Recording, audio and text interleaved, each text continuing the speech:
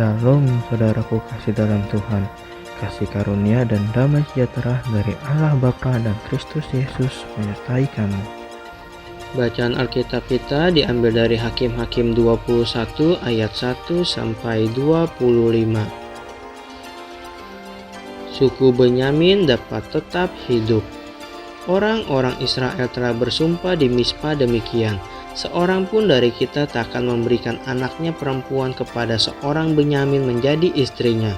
Ketika bangsa itu datang ke Betel dan tinggal di situ di hadapan Allah sampai petang, maka mereka pun menyaringkan suaranya, menangis dengan sangat keras. Katanya, "Mengapa ya Tuhan, Allah Israel, terjadi hal yang begini di antara orang Israel, yakni bahwa hari ini satu suku dari antara orang Israel hilang."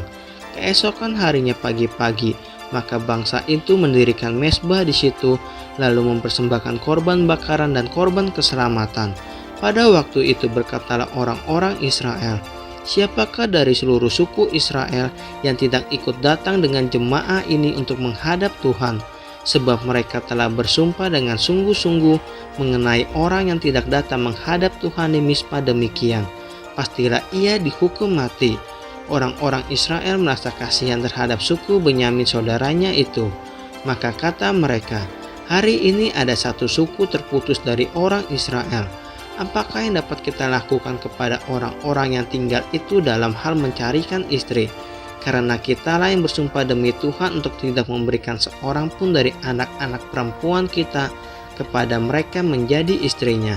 Sebab itu berkatalah mereka, "Dari suku-suku Israel adakah satu yang tidak datang menghadap Tuhan di Mispa?" Lalu tampaklah bahwa di Yabes Gilead tidak ada seorang pun yang datang ke perkemahan jemaah itu. Lalu diperiksa jumlah bangsa itu, dan tampaklah tidak hadir seorang pun dari penduduk Yabes Gilead. Maka perkumpulan itu menyuruh ke situ 12.000 orang dari orang-orang gagah perkasa dengan memerintahkan kepada mereka demikian, "Pergilah, pukullah penduduk Yabes Gilead dengan mata pedang, juga perempuan-perempuan dan anak-anak. Tetapi perbuatlah begini, hanya semua laki-laki sajalah, dan semua perempuan yang telah pernah tidur dengan laki-laki harus kamu tumpas." Mereka menjumpai di antara penduduk Yabes Gilead 400 orang anak gadis, perawan yang belum pernah tidur dengan orang laki-laki. Lalu gadis-gadis itu dibawa mereka ke perkemahan di Silo di tanah Kanaan. Sesudah itu segenap umat itu menyuruh orang membawa pesan kepada Bani Benyamin yang ada di bukit Batu Rimon, lalu memaklumkan damai kepada mereka. Pada waktu itu kembalilah suku Benyamin, dan kepada mereka diberikan perempuan-perempuan yang telah dibiarkan hidup dari antara perempuan Yabes Gilead. Tetapi belum cukup juga jumlahnya bagi mereka. Maka bangsa itu merasa kasihan kepada suku Benyamin, karena Tuhan telah membuat keretakan di antara suku-suku Israel. Kemudian berkatalah para tua-tua umat itu, "Apakah yang dapat kita lakukan kepada yang tinggal ini dalam hal mencarikan istri? Sebab perempuan-perempuan telah punah dari antara suku Benyamin." Lagi kata mereka, "Warisan orang-orang yang terluput itu haruslah tetap tinggal pada suku Benyamin, supaya jangan ada suku yang terhapus dari antara orang Israel. Tetapi kita ini tidak dapat memberikan istri kepada mereka dari anak-anak perempuan kita, sebab orang-orang Israel telah bersumpah demikian. Terkutuklah orang yang memberikan istri kepada suku Benyamin." Lalu kata mereka pula, "Setiap tahun ada perayaan bagi Tuhan di Silo, yang letaknya di sebelah utara Betel, di sebelah timur jalan raya yang menuju dari Betel ke Sikem, dan di sebelah selatan Lebona." Maka mereka berpesan kepada Bani Benyamin demikian, "Pergilah menghadang di kebun-kebun anggur, perhatikanlah baik-baik.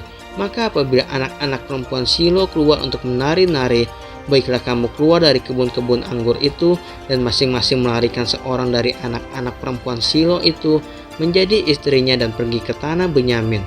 Apabila ayah atau saudaranya laki-laki datang untuk menuntutnya kepada kami, maka kami akan berkata kepada mereka, 'Serahkanlah mereka itu kepada kami dengan rela hati, sebab dalam pertempuran kita tidak dapat menangkap seorang perempuan untuk menjadi istri mereka masing-masing.'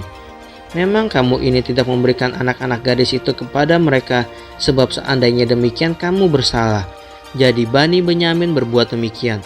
Dari gadis-gadis yang menari-nari yang dirampas itu mereka mengambil perempuan, jumlahnya sama dengan jumlah mereka. Kemudian pulanglah mereka ke milik pusakanya, lalu membangun kota-kotanya kembali dan diam di sana. Pada waktu itu pergilah orang Israel dari sana, masing-masing menurut suku dan kaumnya. Mereka masing-masing berangkat dari sana ke milik pusakanya. Pada zaman itu tidak ada raja di antara orang Israel. Setiap orang berbuat apa yang benar menurut pandangannya sendiri.